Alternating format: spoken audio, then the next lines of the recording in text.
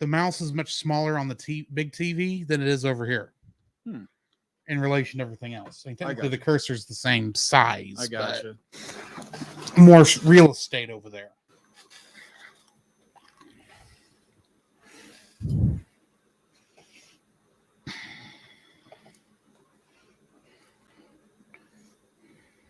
And we are live.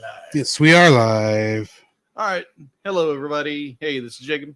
This is Drew. And we are the Cellcast. We will be doing a review from Disney's 2000, The Emperor's New Groove. If you haven't seen it, it's available on Disney Plus. You're subscribed to Disney Plus. Go check them out. And sorry for the delay. I get off late now for just reasons. But I'm here. He's here, obviously. And so we will be jumping into this very soon. Hopefully we get this done, get this wrapped up really quick. Hopefully as fast as we did Fantastic Mr. Fox last week. That was nuts. All right. Just going to do a quick audio check of the soundboard. Okay, it looks good. Good deal.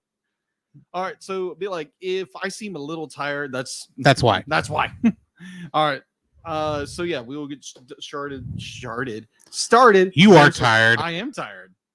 You are very tired. And I think I'm a bit loud just looking at that. There we go. That looks better. Yeah, that last hour is like, oh, okay, I'm going to fall asleep here. I need to do something. And people just kept coming because you're on register too. And everybody just kept coming again. They're like, just like tapping their foot. It's like seriously, you're waiting. It's like, you can wait all you want. I'm not going to speed up any faster than I have to because then I'm going to lose it. Sonic says you're too slow. Well, Sonic can go speed off a cliff. Oh, I see how this goes. Anyway, are you ready? Yes. I wasn't sure how much ready you'd gotten with time. Dude, be like, I got to the house, I gobbled down whatever I picked up and just got gotcha. Notes done. All righty then. All right. I'll get over here and then do the button. There we go. Yep. Starting in cartoons, the animated frontier. These are the voyages of the Cellcast podcast. Its continuing mission to explore strange new cartoons, to seek out new animation styles and new creative storytelling methods, to boldly go where so few ever go again.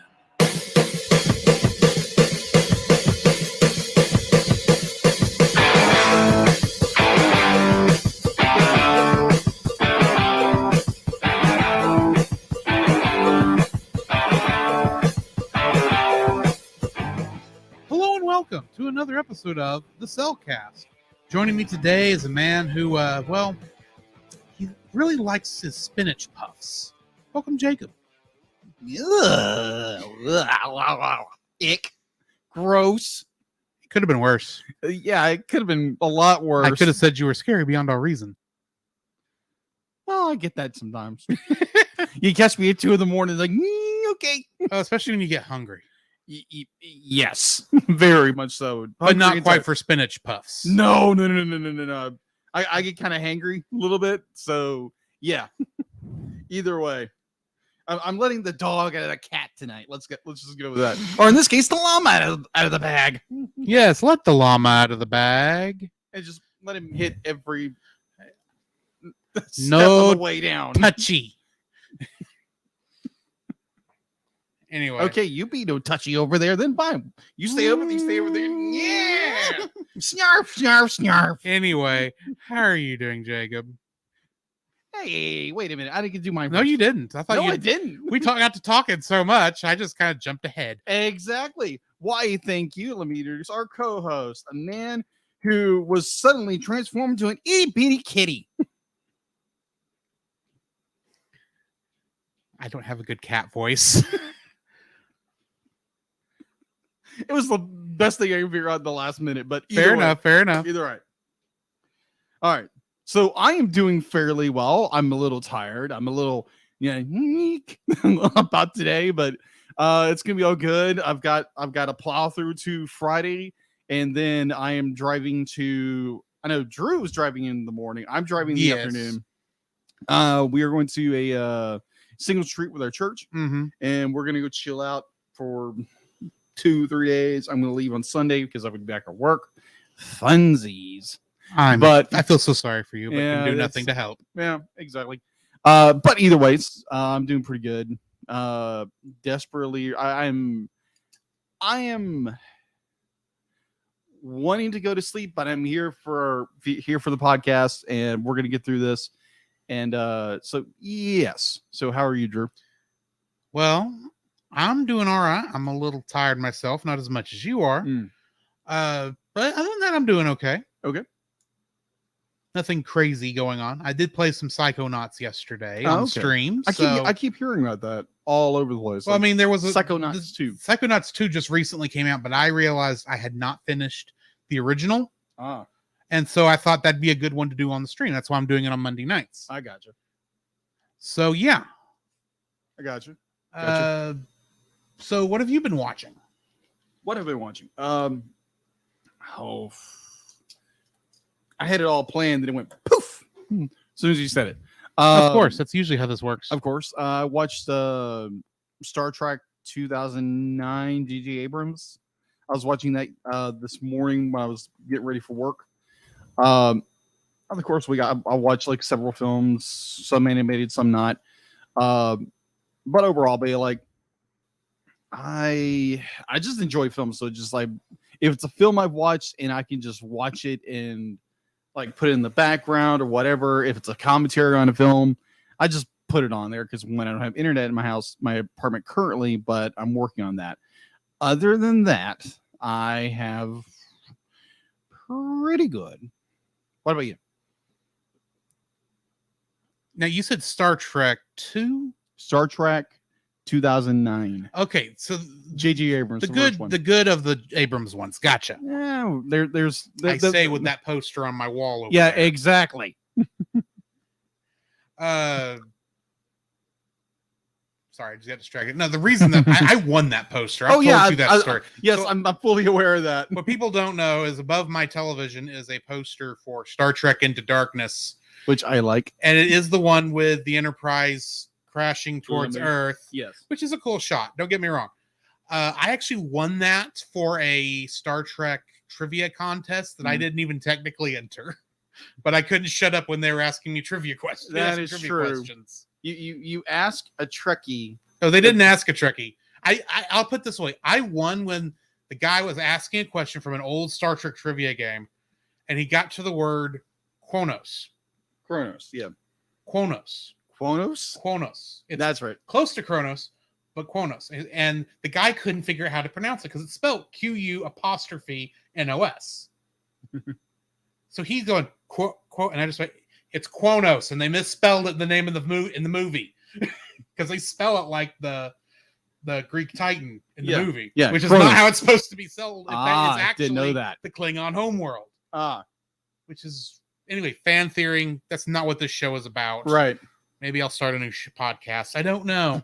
I have ideas. Yeah. Especially now that I'm kind of released from one thing we were doing. But anyway. Yeah. We'll talk about that later. Yeah. But yeah, other than we're on yours still. Yes. Oh no, you just asked me what I'd been watching. Yes, I did. Sorry, I got off track. It's fine. Well, since you did not come to Bible study Sunday night at Chase's because you were packing. You were packing? I was packing. For Friday? No, for the week. Packing because I am week. I didn't. That's right. Because I am dog sitting this week. I forgot your dog sitting. Yes. Woof, woof. Yes, exactly. And you're probably going to that as soon as we get done recording. Make sure the dogs are fed. Dog, yeah. Dog. Yeah, Asher's a good dog. That's good. That's good. Anyway. Since you didn't come to that because you were packing, you missed well, it was just me, Chase, and Goober. I say Goober not because I'm trying to. That's just what we call him. I'm not. Well, that and I'm not trying to track, but I don't know if he wants me to say his name over the internet. So in respect of his privacy, I'm just Yeah. going to call him Goober, which actually kind of sounds worse. But anyway, It fits. since it was just the three of us, we didn't actually do Bible study. We ended up watching. Chase ended up introducing a show that came out earlier this year, apparently, Okay. called Resident Alien. Oh yeah, that's a Alan Tudyk film. Yes, show. Yeah, it is funny. I can imagine. I need to finish it, but yeah, it was an interesting show. I enjoyed watching it. I also finished the two-parter in Star Trek Discovery Season 3 called Terra Firma. Yeah. I did not expect to actually... that the episode, the character that those two episodes are about, and the thing is, this is one of those characters in a TV show that if a person has not watched any of the show, you can't really talk about because it spoils way too many things. I got you. But I had not really liked this character. Okay. I actually was feeling when the character leaves at the end of that episode, presumably for good, because it's 3 episodes to the end. More than likely, that person's not coming back. Yeah. I actually was kind of sad, but then it's coupled with like this great Star Trek original series cameo that was handled very well. Original cameo of a character. Oh, okay. But I was about to say, who from the original series is still alive? Well, let's see. Well, You've got Sulu. You've got Nichelle Nichols. Mhm. You have who played Uhura. Walter Koenig, who who's the original Chekhov, is still alive. And William Shatner, obviously, still alive. William Shatner's still alive, yes. For all that's worth. I think Mark Leonard, who played Sarek, is still alive. I thought he passed away recently. Spock died recently. Yes. Like in the last couple of years, last 10 years. Yeah. But I think Mark Leonard is still around. Okay. I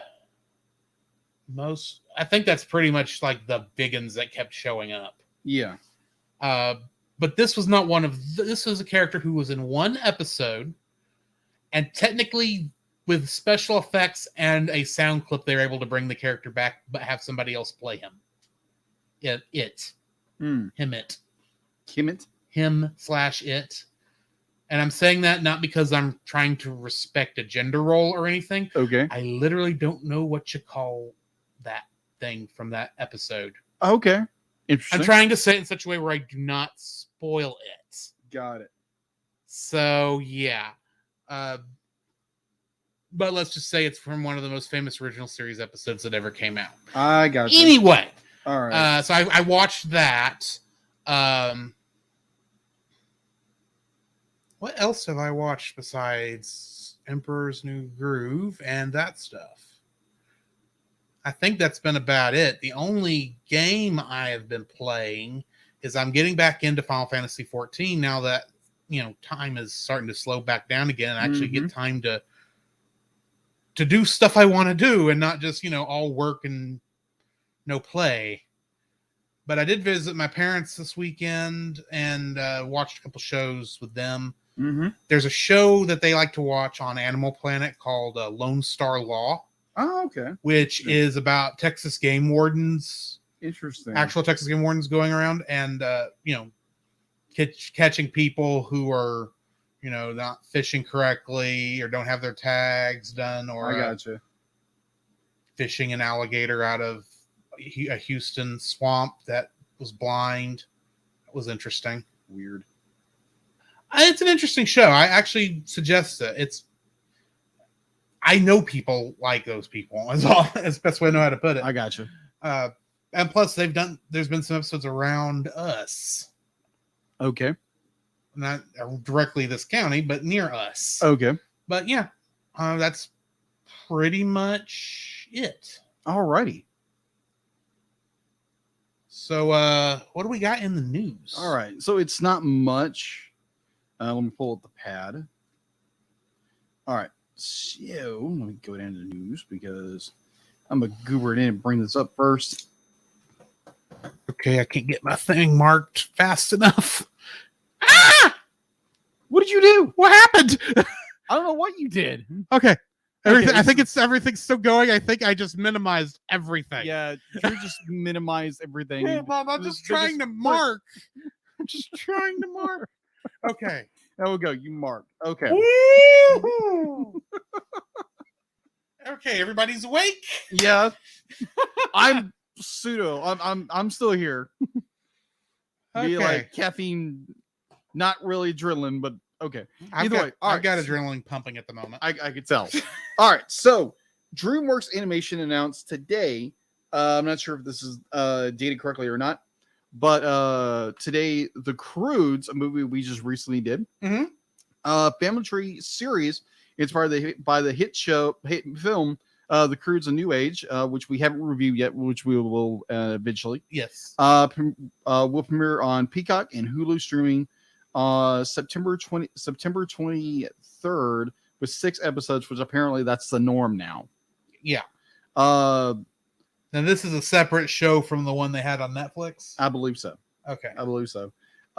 It's basically surrounds the two families we know in the Croods In the new movie. yeah, which I have not seen yet. I have not seen it either. All right, but I do have the movie now.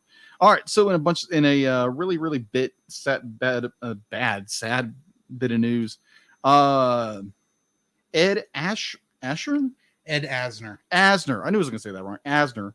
7-time Emmy winner, known for television of our Mary Type Moore Show and several others, and to animation lovers for his emotional voice, starring as Carl from Pixar's Oscar-winning feature Up. Mhm. Died Sunday, August 29th, surrounded by family. He was 29 years old and was still working after being in the career over 60 years. That is insane. Yeah. Like, the man has done so much work. So yeah, I'm bringing up some of his roles on here. Yeah, he played. I saw one where he was J. Jonah Jameson in the original Spider-Man series. Yeah. I saw that one in here. There's a couple others. He played somebody in a show I watched as a kid. He played a lot of characters, but there's one in particular I'm thinking. I just can't remember. Oh, he was Hudson in Gargoyles. He was Hudson. He was Granny Goodness from There's Justice J. League. Jonah Jameson. Apparently, he was Burbank also in that one. Mm-hmm. I want to say he was in Freakazoid, but that may have been someone who was doing a sound-alike thing. Could be. Oh, no, he was Sergeant Cosgrove in Freakazoid. Oh, okay. So, yeah. One of the many voices of our childhood. Yes, agreed. And he's unfortunately passed. Yes. Just be like, it's more that our mayor, if I can talk tonight. But no, be like Ed Asner. You can definitely tell I'm tired because I'm just. You're also tongue-tied. I am very tongue-tied, and I'm trying to rush through it, and I shouldn't be rushing. Don't rush. All right. So, calm, cool, and collected. woof. Which is very good. I haven't embarked on this show yet. That'd be very interesting. This would be the fun night for it. Yes, it would. It's like, what the heck's happening? But stay frosty. No, I don't want to stay frosty. Be like, my tail will freeze off. No way. Anyway. All right. So yeah, Ed Asner sadly passed away, but his roles, and definitely his role as Carl from Up, will be very much treasured for animation lovers and those who have grown up listening to his voice on Saturday morning cartoons and animation alike. Indeed. All right, so that's all I have in the news right now. All right. Well, then we need to jump into our spoiler-free section of our review of The Emperor's New Groove. Yes. The first time I saw this was not in the theater. It was in a hotel room in Austin, Texas. When I was with about 30 other people who were watching it on a DVD. And you have to remember, this was actually the first Disney proper movie I had probably seen since Pocahontas. That's how big the gap was there. Yeah. So I didn't really, I wasn't big Disney at the time. I got you. And that was all these, and the other people in the room, they were all from my one act play in my freshman year. Yeah. Because I was in one act play all 4 years of high school. And we were alternate to state that year. So we got what was essentially a 4-day vacation from school. Not bad. Because we had to be there in case they needed to call us up and be ready to go. But the chances of them actually needing us were slim to none. So we actually had to carry everything down to Austin that we would normally carry to a competition. Yeah. All the set pieces and all that stuff. And for the most part, all we did was just hang out, and the few people who had other UIL things went and did those. Yeah. But me, I had nothing else. So I was just literally hanging out and goofing off. And one night at like 1 or 2 in the morning, after, technically we should all have been in bed, but why would you do that? Yeah. High schoolers. Someone said, "Hey, why don't we watch Emperor's New Groove?" And I'm going, "Hey, what's that?" I said, "Oh, well, it's this movie." And this was actually like the second DVD I'd ever watched too, by the way. Yeah.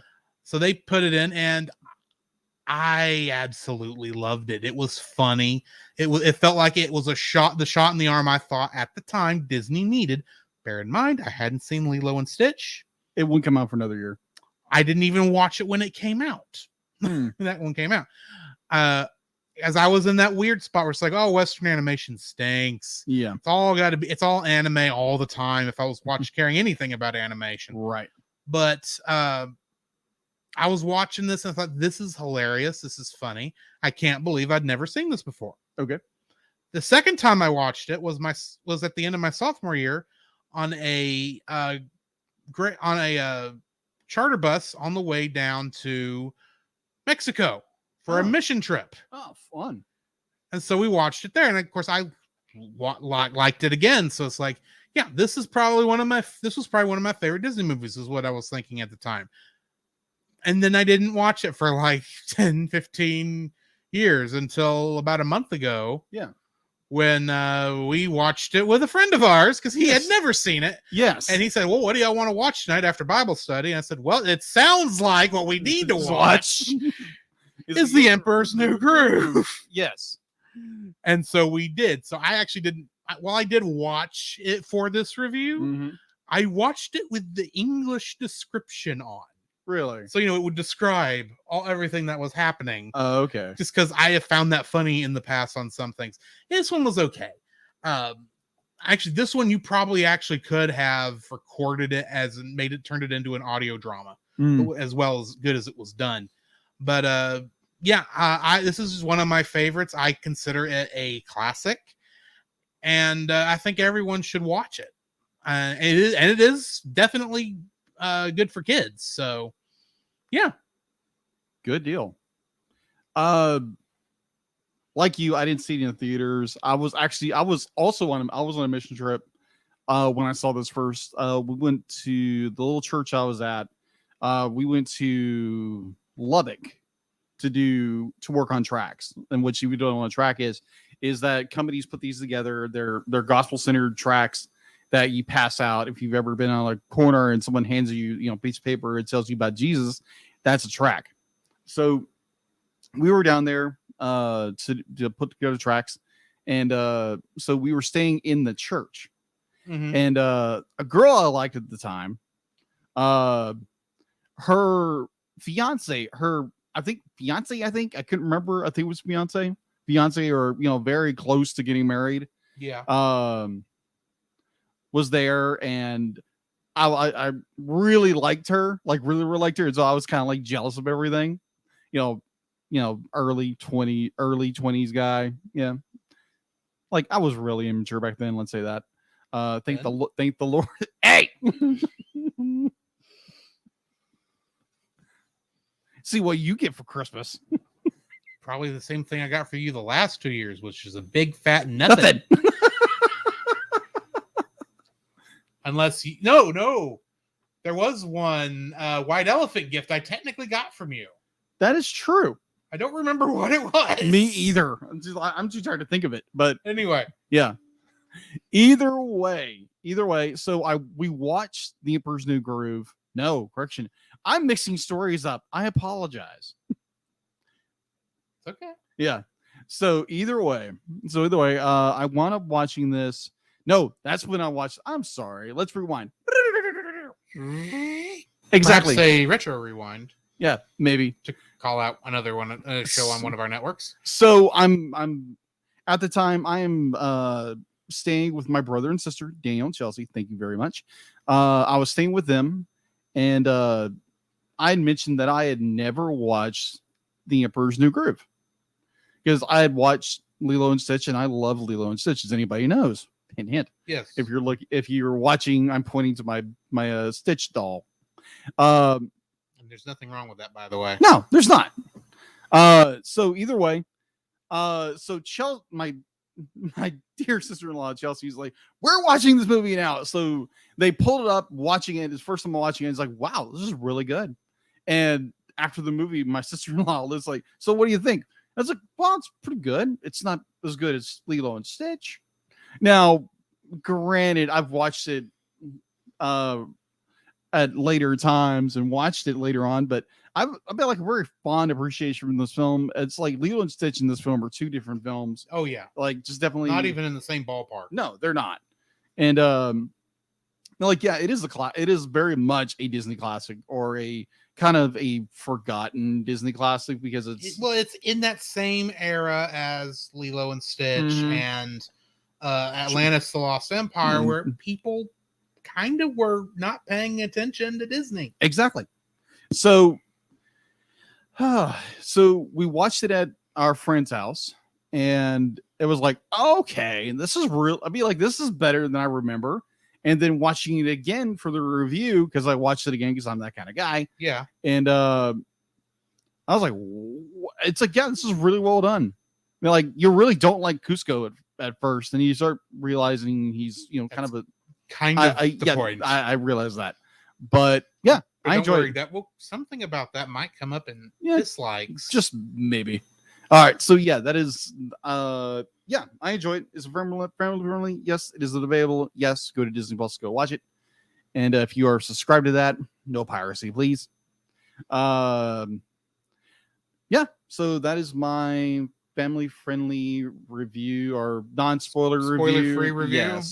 Yes. You can definitely tell I'm tired. Yes, you are tired. But anyway, right. Yeah. Let's continue this discussion then on the other side of the bumpers. And so join us for then, and maybe hopefully you won't be knocked off your groove with our opinions of this movie.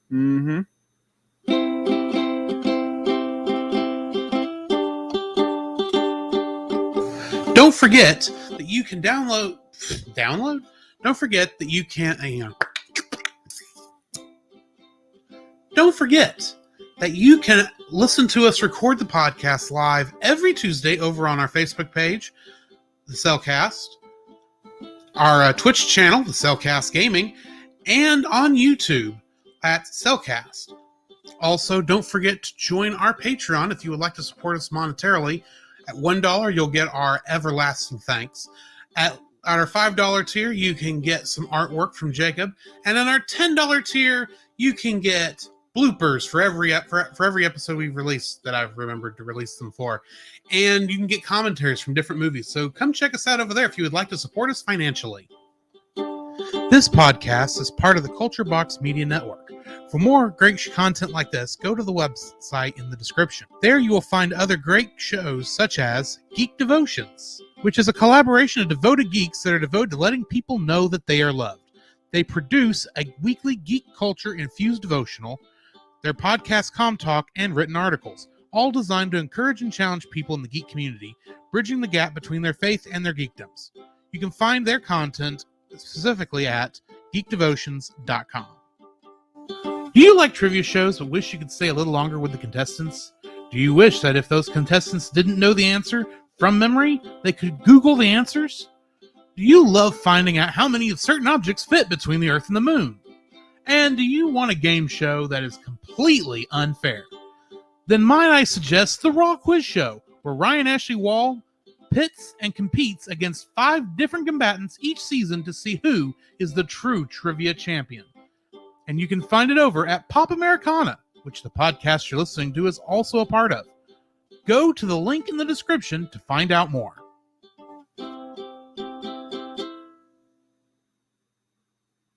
Okay, we're paused. Sorry, I have to watch for the ukulele to stop. Oh, okay. Because I can't hear the ukulele over Groot's headphones like I can hear my own voice. And yeah, I guess I should add to the end of that Raw quiz show that there is at least one trivia champion on this podcast. Yeah, that's right. Because I actually won second season. Nice. But anyway, popping up here to the top here.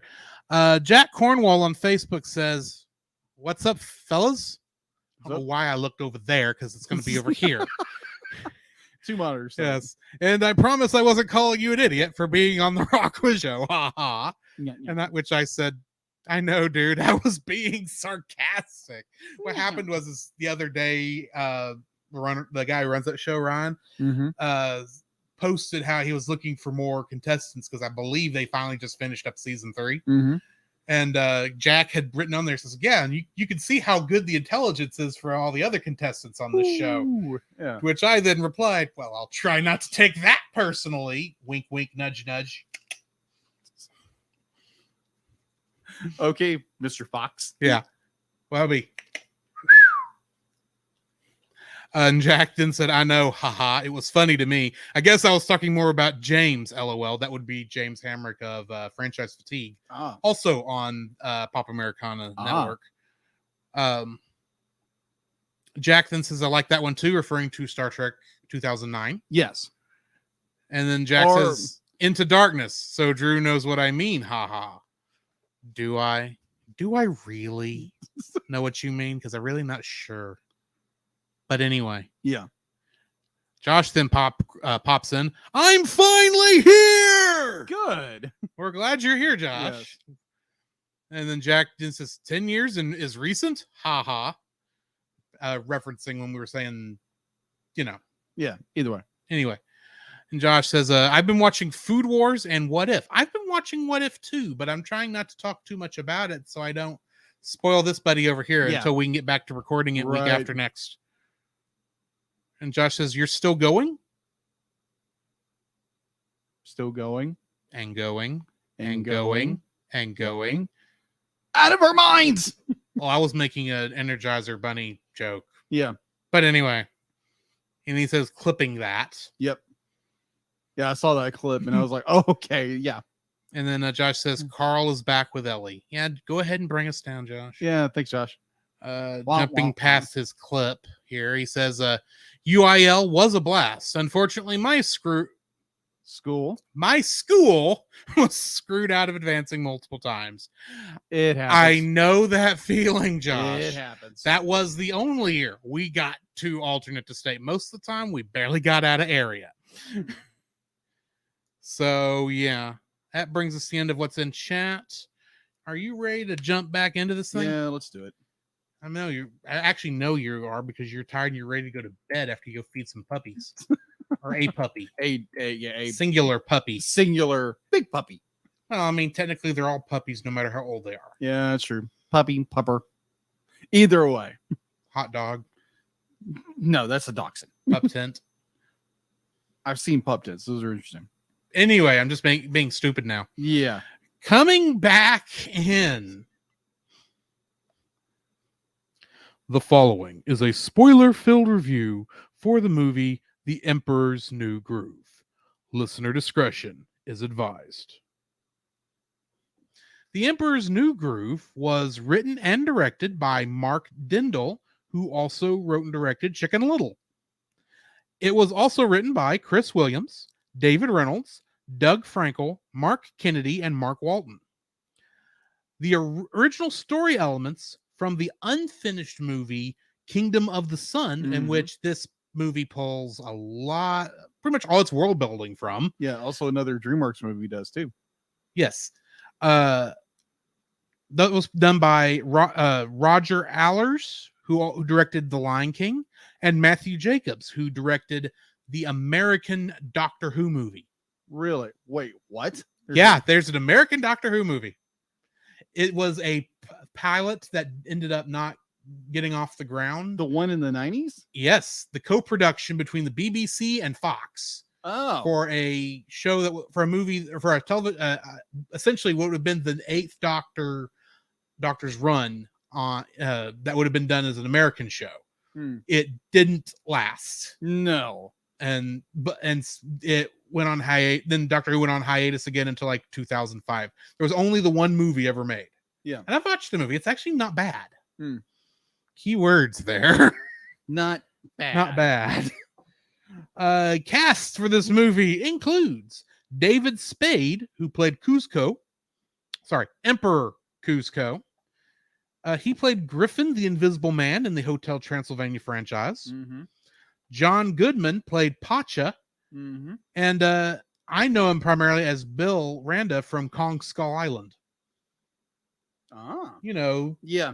Before the guy who's playing the Carl Denham of that Kong movie. Yeah. Essentially.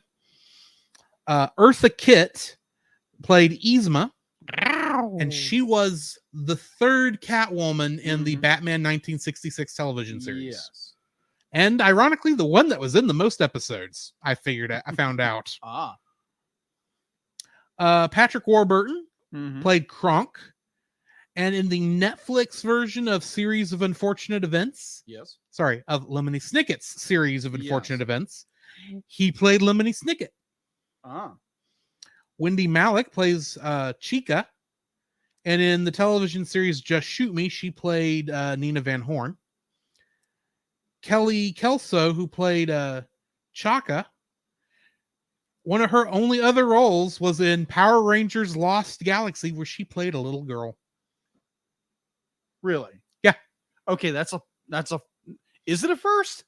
No, we've had stuff like that before. Yeah, there's like Power Ranger related. No, we did like one that had like 30 that is true. Power Ranger characters. That is so true. Because that was Digimon the movie, because they used the same voice cast. Agreed. Thank you for reminding me. I'm tired. It was your movie. Yes, it was. Eli Russell Linnetz played Tipo. And he played a character named Bryce in A Black Widow, which was one of his, I think it might have been his only other role. A Black Widow? A Black Widow, not the movie Black Widow. That's what I thought. It looked like it was a television series. I wasn't sure.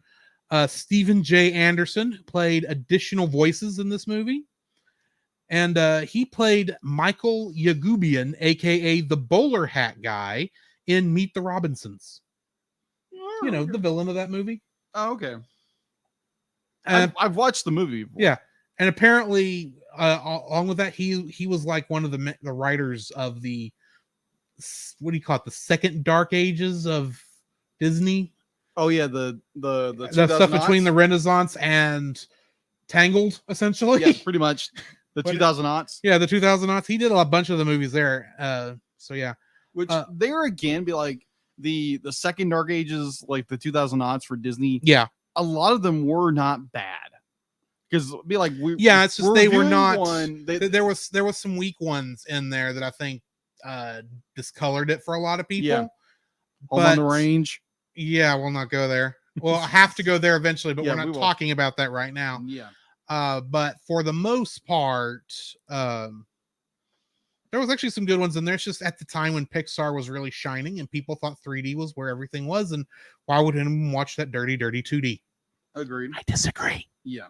Anyway, Bob Bergen, who was both Bucky the Squirrel and the fly stuck in the web, played the character of Wolf, which was the streamlined dub name for Lupin III in Lupin III, The Castle of Cagliostro. Really? Yes, because they couldn't use the name Lupin because of some copyright issues with the actual Arsène Lupin Gentleman Thief franchise from like France. Yes. Roger Bumpus played some of the townspeople, and he is most well known for playing Squidward Tentacles in SpongeBob SquarePants. Show I never watched. I will make you watch one of them movies. Robert Clotworthy was some of the guards, And he is the narrator of Ancient Aliens. Really? Yeah. Wow. Okay.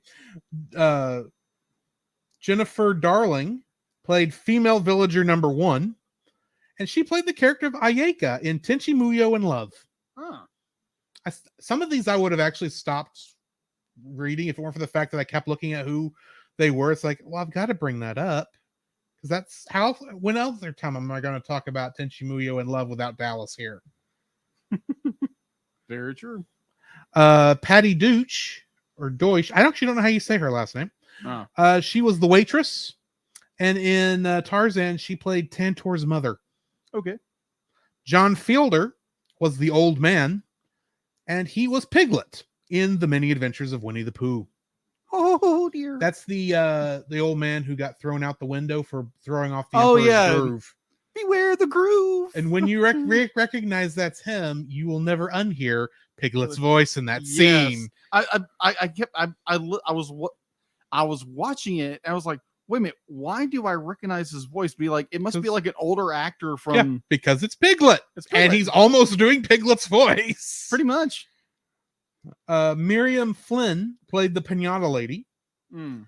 And do you know the vacation movies? National Lampoon's Vacation, I'm aware of European Vacation, Mhm. Christmas Vacation, and Yes. there's another one and that new movie that I don't count. So have you ever watched them? I've watched one of them. Do you know who I mean if I say Cousin Eddie? So you're talking about I don't remember his I'm name. drawing I'm drawing a blank. But you know the character I'm talking about. I have family connections to that family. Well, that yeah. character's wife, Yeah. Catherine, Yeah. was Marion Flynn. Oh, okay. The theme song guy was played by Tom Jones. Mm-hmm. And he is the singer who created What's New Pussycat? Whoa, whoa, whoa. I had to bring that Yeah, up. of course. And then, of course, Mark Dindal had a cameo as, well, take a guess. Mark Dindal. Yes, the director of this film. Okay. If you had to take a guess as to what role would make a good cameo for this guy who you've probably never heard his voice except for in the director's commentary, I assume you listen to. It doesn't have it. Oh, then never mind. So you have no idea. No, I don't. I would guess maybe the chef. Nope. Chef was a different actor. Okay. I didn't have him on the list, but he was a different actor. Okay. Then who? Kitty Yzma. What? Yeah. Yzma as the cat. Wait. Cat Form Yzma is the director of this film. Wait a minute. Okay. So you have You have Eartha Eartha Kitt, Kitt, who is Catwoman, woman, and she's not even voicing playing the cat. What? I Nope, thought that something was off, and I was like, "What in the Because that's world?" not a woman's voice coming out of that cat. It's like, oh, really? although he does have her vocal inflections down, I will say that. Yes, I was like, "Oh, that's perfect." She turns into a cat, but it's not voiced It's by not- her. The cat's not voiced by her. It's what's hilarious. Anyway, Oh my! Kingdom Hearts connections. Of course. Kathy Suchi, who was various uncredited roles in Emperor's New Groove, known for playing Sally and Shock and Sora's mom in Kingdom Hearts. Oh, poor Sora's mom. Only has one line. One line, and she never sees her We boy never again. see her again. We don't even know if Sora has any other parents or if she's still alive when they end up back. Spoiler alert: they end up back at Destiny Islands. Ah, That's not really much of a spoiler. right. Rob Paulson, who you might know as Yakko from Animaniacs, had various uncredited roles in Emperor's New Groove. Mm-hmm. And he Or I have to bring Pinky. this. No, was Pinky. Donatello and Raphael. From That's true. Turtles. That is true.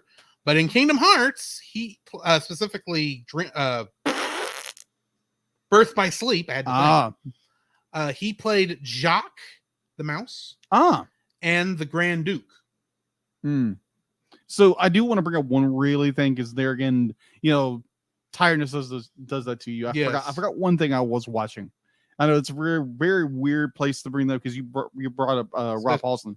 Especially right in the middle of Kingdom Hearts Connection. Exactly. This is weird, but I have been watching a show, Teenage Mutant Ninja Turtles, the 2013 series. Watched the season 1. It's great. Continue. Okay. Jess Harnell, mostly known for playing Wacko Warner in Yeah. Animaniacs. Yes. Played one of the guards in Emperor's New Groove, and he played Dr. Finkelstein and Locke, plus additional voices in Kingdom Hearts. Robert Clotworthy played some of the guards here, and he was additional voices in Kingdom Hearts. Right. Andrei Stochka, who played Topo in Emperor's New Groove, is the owl in Kingdom Hearts. Okay. And Eli Russell Lennox, Tipo, Hmm. in this movie, is the voice of Flounder in Kingdom Hearts. Oh, okay. The cowardly fish. Pretty much. Which brings me to the end of our cast and crew list. So what do we got in info and All right, stuff? so info and stuff. Let me get to that real fast. All right. Ad. All right, so info and stuff. Be able to watch on Disney Plus if you're a subscriber to Disney Plus. It was produced by, and I will get this right, Walt Disney Pictures and Walt Disney Feature Animation. Distribution by Walt Disney Studio Motion Pictures. Released on December 15th, 2000. Box office. It had an estimated budget of $100 million. Its opening weekend for the US and Canada was pretty abysmal. $9.8 million, December 17th, 2000.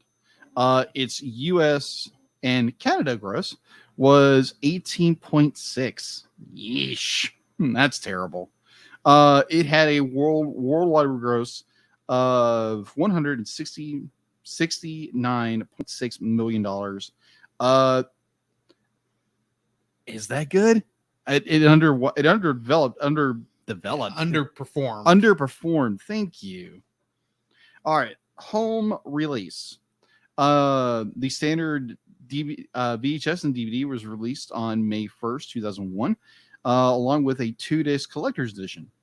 It contained songs. It contained from the soundtrack, commentary from the movies, which I did not get on the version which Drew allowed me to borrow, which I was really hoping forward to, but they didn't have it on that disc I was borrowing. Let's see. In September 2001, it was reported that 6 million VHS units were sold, amounting towards 89 million in revenue. The DVD also sold twice as many sales. Overall revenue was $126 million in units, according to the Adams Media Research. Disney re-released a single disc edition of The Emperor's New Groove on October 18th, 2005. Disney digitally remastered and restored The Emperor's New Groove on Blu-ray June 11th, 2011, with a bundle pack of its direct sequel, Krunk's New Groove. On its first weekend, it sold 17,000 Blu-rays with a gross of $282,000. Regarding sequels, in April 2005, it was announced that Disney Toon Studios was producing a direct-to-video sequel, and I mentioned this before, Krunk's New Groove, which was released on December 13th, 2005, followed by the animated series on Disney Channel entitled The Emperor's New School. Patrick Warburg, Eartha Kitt, Wendy Malick, thank you, reprised their roles for the sequel and series, while David Spade's character was replaced by another. And let's see, John Goodman actually suddenly replaced his role for the first and final season. So yeah, It's done fairly good for itself as a Yeah. series. It's not in its initial release. Yeah, agreed. But it's like every other. That was just a weird era for Disney where they just Agreed. could not get anything to stick at a movie theater. And they made television series out of everything Oh yeah. and sequels of everything. Well, it still took them 5 years for them to make the Disney Toon sequel. Yeah. And another 2 years after that for Emperor's New School. Yeah. So I mean, they waited 8 years. Yeah. That's a long time in children's television to wait for I a would agree. TV series. I would agree with that. But it's because it took that long, I think, for people to come to appreciate the Mhm. movie outside of the Agreed. teenagers who fell in love with it. Yeah. All right, so that's all I have for info and stuff. All right, getting into the summary. In the Incan Empire, narcissistic Emperor Cuzco plans to celebrate his 18th birthday by raising a local village to build a lavish summer home called Cuzcotopia, much to the distress of village leader Pacha. When Cuzco lets go of his conniving advisor Yzma, she plots to take the throne by poisoning him at dinner. However, her dim-witted assistant Kronk instead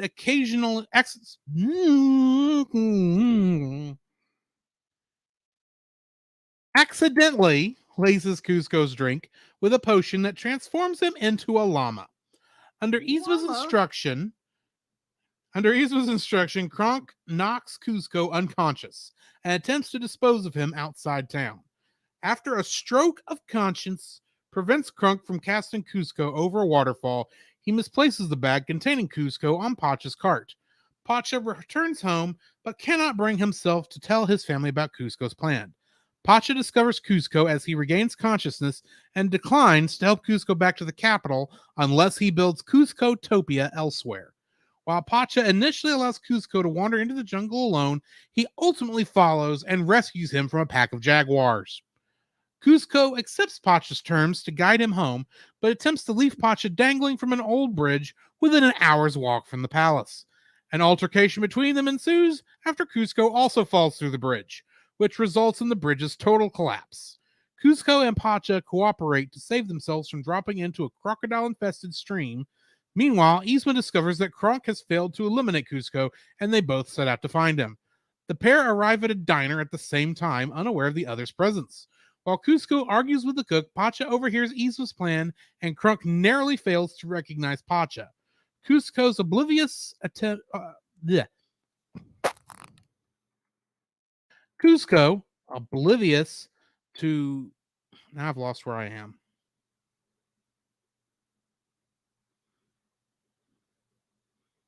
I have lost where I am on this page. Oh no.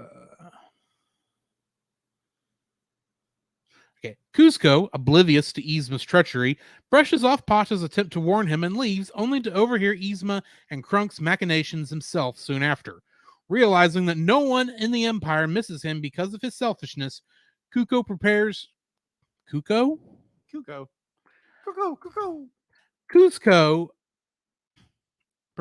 resign himself to life as a normal llama, but encounters Pacha walking amongst a herd and reconciles with him. Kronk, meanwhile, finally recalls Pacha and his connection to Cuzco. He and Yzma await them at Pacha's home, posing as distant family members. Pacha has his family delay Yzma, giving him and Cuzco a head start back to the capital. They find Yzma's secret lab and numerous transformation potions, but Yzma has taken the potion that would return Cuzco to normal. She orders Kronk to kill Cuzco and Pacha, but Kronk cannot bring himself to do so, and Yzma drops him through a trapdoor after he attempts to kill her instead. Yzma drops the human vial amongst a scattered collection of others, and she calls upon the palace guards to seize Cuzco and Pacha. A chase through the palace ensues in which Cuzco consumes different vials, changing into different animals. As Cuzco and Pacha are cornered on the ledges of a giant stone structure, they find they are down to 2 vials. Yzma knocks away the vials and uses one of them, but transforms into a small cat. Despite the transformation, she still manages to gain the upper hand in the struggle for the final vial, but is unexpectedly foiled by Kronk. Cuzco drinks it and returns to his human form. Having made amends with those whom he offended and regains his throne, Cuzco opts to build a summer home on a neighboring unoccupied hill. Sometime later, Cuzco joins Pacha and his family at his modest resort. Elsewhere, Krunk has become a scout leader and trains a new batch of scouts in the language of squirrels, including the reluctant Yzma, who remains a cat. Getting into the trivia for this one. This movie was originally planned to have been a dramatic, sweeping Disney musical named Kingdom of the Sun, to be directed by The Lion King 1994 director Roger Allers and Mark Dindal, director of Turner's Cats Don't Dance from 1997, with 6 original songs written by Sting that was essentially an Incan retelling of Mark Twain's The Prince and the Pauper. David Spade was the voice of the young Emperor Manco. Owen Wilson, of all people, was playing Pacha, a young peasant with a striking resemblance to the Emperor. And Eartha Kitt was Yzma, the aged royal sorceress. The movie would have involved Manco and Pacha switching places, except that Yzma finds out, turns Manco into a non-speaking llama, and makes Pacha do her bidding. Pacha was eventually was to fall in love with Nina, voiced by Carla Gugino, the Emperor's betrothed, while Manco, as a llama, learns humility in his new form and comes to meet a tough-as-nails female llama herder named Mata, voiced by Laura Prepon. When they team up to stop Yzma's evil plans, save the country from darkness, and end up falling in love with each other as the journey goes. The resulting movie tested very poorly, and the production was suspended even though the movie was 50% complete. Allers and Yzma supervising animator Andreas Deja left the project and moved to Orlando, Florida to work on Lilo and Stitch. During the production hiatus, Dindal and producer Randy Fulmer, storyman Chris Williams, and screenwriter David Reynolds completely overhauled the movie, eventually throwing out Wilson, the Prince and Pauper angle, the completed footage, and all but one of Sting's songs. As Roger Allers' take on the movie was starting to take shape, Disney management was becoming increasingly uncomfortable with the movie, feeling it was too similar to the story of The Prince and the Pauper. Test screenings, too, generated poor feedback. On the strength of this, Mark Dindal was hired to add more comedic elements to the movie. Dindal and Allers did not get along and essentially both began making their own separate versions of the movie. The Disney executives, although unhappy with Roger Allers' direction, held off from interfering with him, given that he had provided them with their biggest hit, The Lion King, which too had a troubled production. Also, most of Allers' crew were very loyal to their director.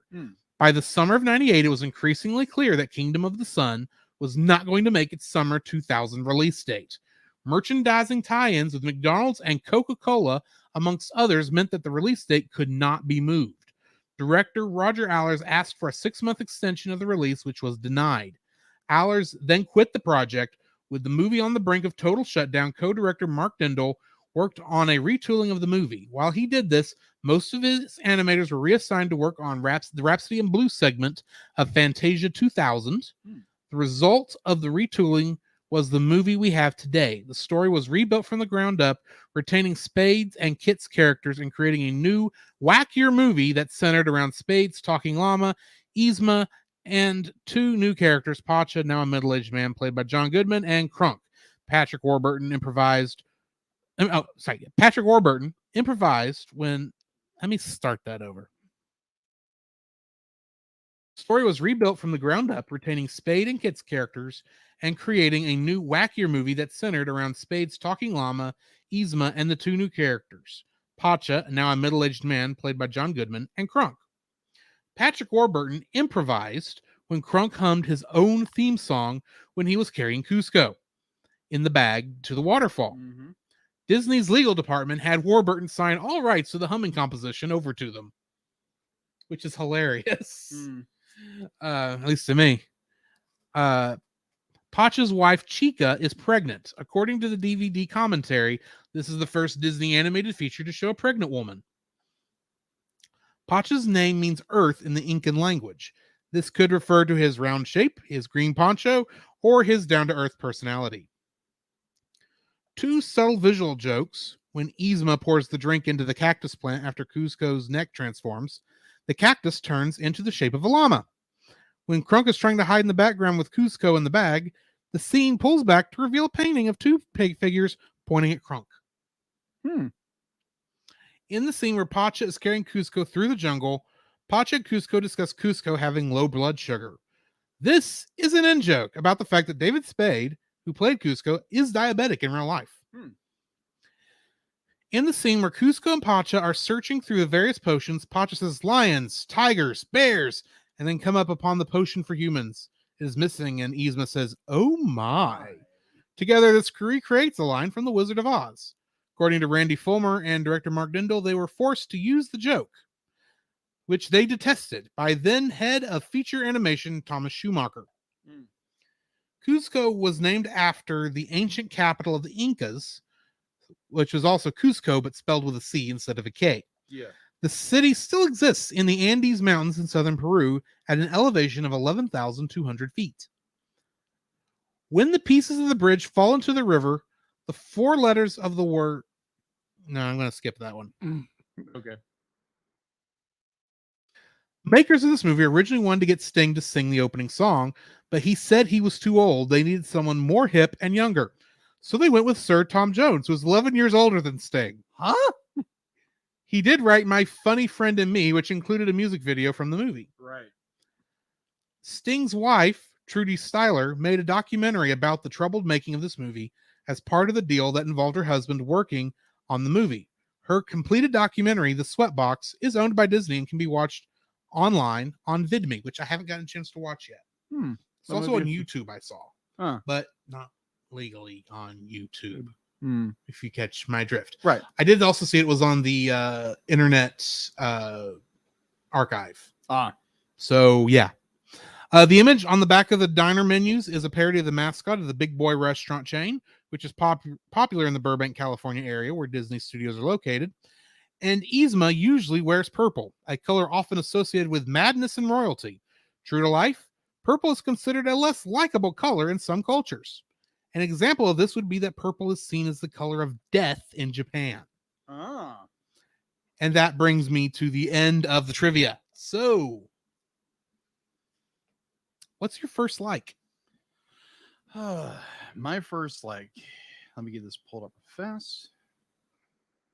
My first like, kind of going, pulling a U for a moment. Pulling a me, okay. Pulling a U. It's the redemption of Cusco. It's the fact that like, okay, like not the greatest of redemptions. Be like, yeah, Cusco, he's a very selfish, very spoiled prince. More on my thoughts here when we get to dislikes. Yes. But the idea that he turns around a little bit, he sees the error of his ways. Not really, but it's just this idea that a man who is so incredibly selfish and he sees the kindness and goodness of a man who is, you know, below his status, is willing to do anything does in all his power to save his village. And Cusco sees that. He sees that, and so he sees that his selfishness isn't really, and plus him and Pacha kind of just gel as two characters. I enjoyed that aspect of it's kind of like yeah, he's still like a very selfish person, but he's seen the error of his ways and he's changed in a way. But I'm not going to say he's you know the redeemed archetype, though he's completely changed his ways. But you know, it's like it's a pseudo redemption. Yeah, so it's fine. My first like is that this is not your typical Disney movie. Agreed. They went to pains to make it not your typical Disney movie. I mean, we talked about last time when we did, not last time, but time before last, when we were doing Atlantis: The Lost Empire, how they were all wearing shirts that said less singing and more explosions. This one, they only have one song, and it's the only song that works. Yeah, from what I can tell.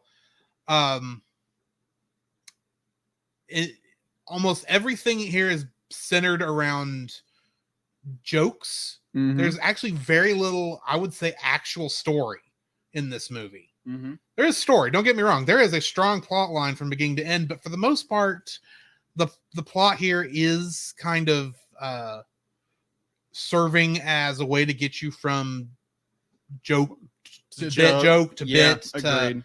to funny thing to Mm-hmm. what will Crunk say this time? Mm-hmm. Which sounds like I wouldn't like it, but it works here. I think it's it was definitely a breath of fresh air at the time. Right. But I noticed a couple other weird little things. For instance, we agree here that Yzma's the villain, right? Oh, absolutely. Can you think of another movie where the villain looked like they fell to their death from falling from a very tall palace-like structure that we saw in the last year? Something more like, I don't know, Beauty and the Beast. Yes, when Gaston fell to his death. Yeah. And we didn't see, we assume he fell, he died. Yeah. They didn't show that.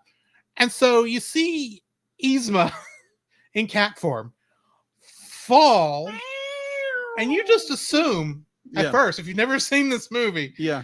Yzma's dead. Yeah. And then you see the vial fall. It's like, well, I guess Kuzco's going to have to learn to be a llama for the rest of his life. And I don't think that's ever actually happened. Yeah. In a movie where someone was forced just to go on with their lives. No, wait, technically didn't. It would be after this, and I have not seen The Princess and the Frog. But didn't that not exactly turn out the way the main characters would have wanted it? Even though you claim they still got a happy ending? Yeah, they got a happy ending. They got a happy ending, but it was not the happy ending they were thinking they were going to.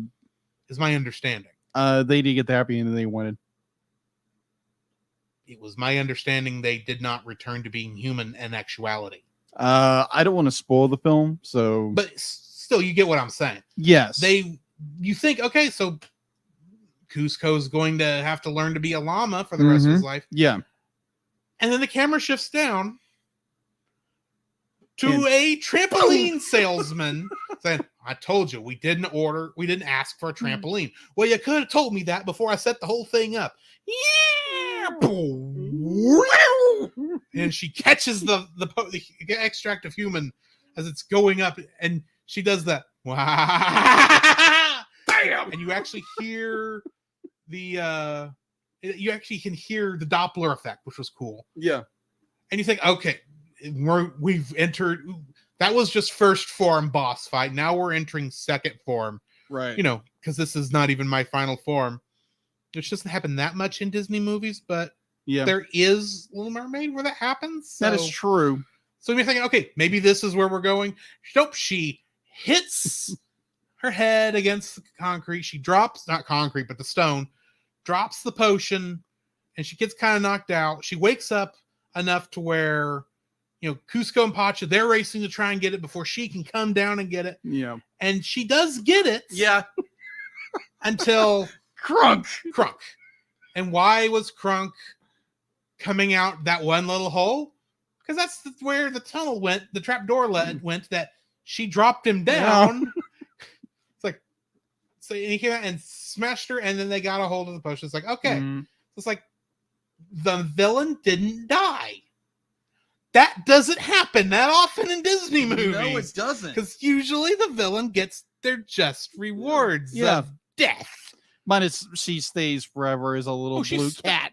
You say that. I've seen the other image on that thing that shows this from the sequel, and she somehow has her human form back. I'm guessing she can at least remake her essence of human. I don't know.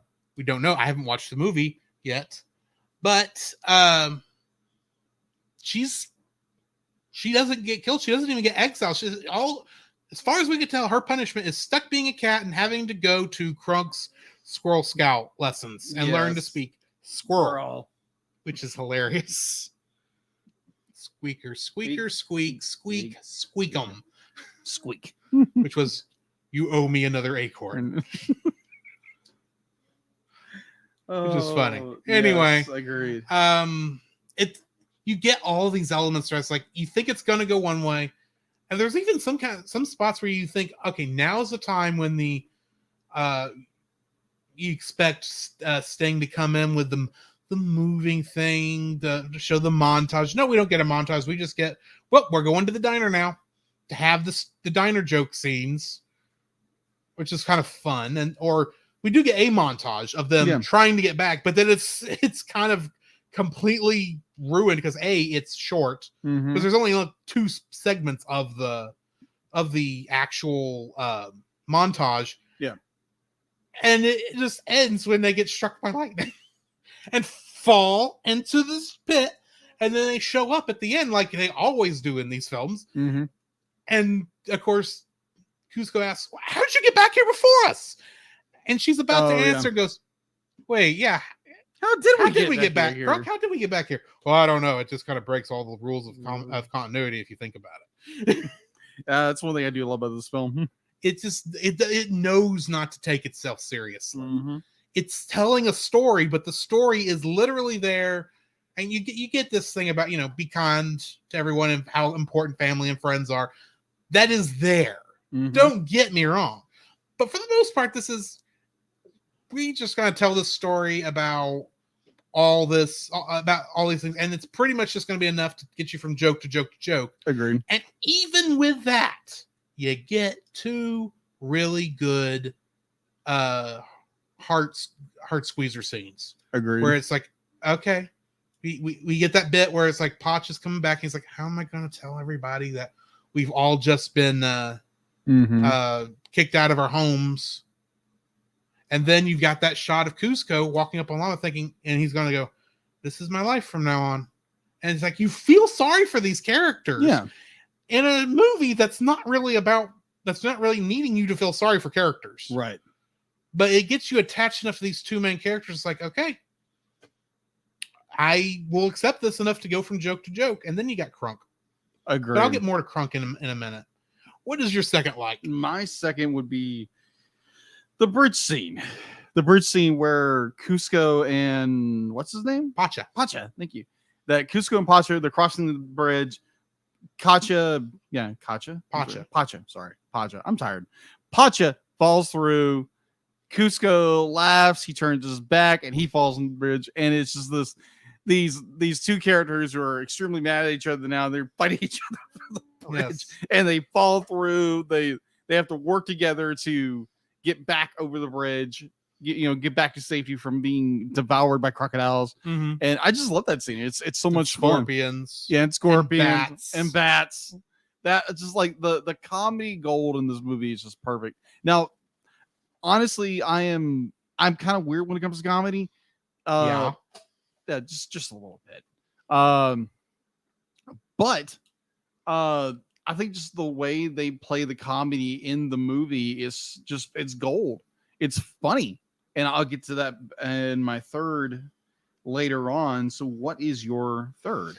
Yzma and Krunk are the comedy duo of the century, as far as I'm concerned. Agreed. I mean, you've got Krunk, who you would think is the straight man, but honestly, I think Yzma is more the straight man in this relationship, because you just don't know what stupid thing's going to come out of Krunk's mouth next. Agreed. And of course, Krunk's got his shoulder angel and demon. Oh, that's always hilarious. Yes. All right. I'm going to tell you why I'm going to give you 3 reasons why you should just walk away. 1, look at that guy with his little stringy instrument thingy. We've talked about this. It's called a harp. Yeah, that's a harp, and that's a dress. Robe. Second of all, hey, look what I can do. And he's just, he's doing one-handed push-ups. Vertical push-ups. Yes. And Krunk asks the question we're all thinking, what does that have to do with it? And the angel goes, no, wait, he's got a point. It's like, does he? I don't know. And then the best one is when they come back at the end, when Krunk's trying to decide, well, do I side with Yzma or do I side with Kuzco? Because Yzma's kind of been being a jerk right now. You're talking about killing the guy, and then the shoulder angel and demon comes back. Actually, it's just the demon first. It says, hey, where's the other guy? And then the other guy shows up, and he starts talking to him, trying to figure out what to do. And Yzma looks over, obviously, because they're obviously all hearing this, but they're not seeing the angel and demon Krunk. Yeah. She looks over at Kuzco and Pacha and doing the whole, what's up with this guy kind of look. And they're just shrugging their shoulders. And finally, she just has it and says, I don't know why I thought I could trust you to do it. And she starts ragging on him. It's just And ripping every them. couple of seconds, the demon's going, the demon guys they're all getting hit with this and they're all being affected by it. To the point where the angel and demon kind of put their differences aside. The angel is comforting Crook. Yes, your spinach puffs are good. And the demon guy cocks his trident. It says, all right, she's going down. It's like, this should not be funny, and yet it's hilarious. Yes, I agree. And then she gets rid of them both by dropping the trapdoor. Crunk goes down, the angel and demon hug each other, and then they fall down. And then that's until Crunk shows up at the end of the movie. That's the last we see of the character. Yes. But even then, you've got the whole thing where she's trying to decide, how she's going to get back at the Emperor for firing her, and he's, Crunk is putting the things down so she can smash these clay heads of his with a hammer, and he's saying all these things that are actually fairly smart, but she's anyway. And she says, I know what to do. Let's go to the secret lab. They go to the lab. Pull the lever, Crunk. Run, lever! Which brings best joke in the whole movie. Why do we even have that lever? Which gets repeated at the end when Kuzco. All we get is the rain hitting the thing. They're going back, and you just get the shot of the door opening, and Kuzco and Lamafon goes, why does she even have that lever? And they go down this Disneyland water slide into their secret lab. And she says, how am I going to do it? Oh, I'm going to come up with a super convoluted plan that starts with turning him into a flea. And then we're going to put that flea in a box. Then we're going to put that box in another box. And then I'm going to mail that box to myself. And when it gets there, I'll smash it with a hammer. It's brilliant, brilliant, brilliant. I tell you, genius, I say. And she hits the potion, the killer potion, as I'm going to call it. And it causes a small explosion. And she goes, and she stops and thinks, says, or to save on postage. It's like, yeah, that's the only reason you get rid of the old plan, to save on postage. Says, I'll kill him with this. Take it, Crunk. Feel its power. Oh, I feel it. It's dinner time. Those two, like I said, they are the comedy duo of the century. Agreed.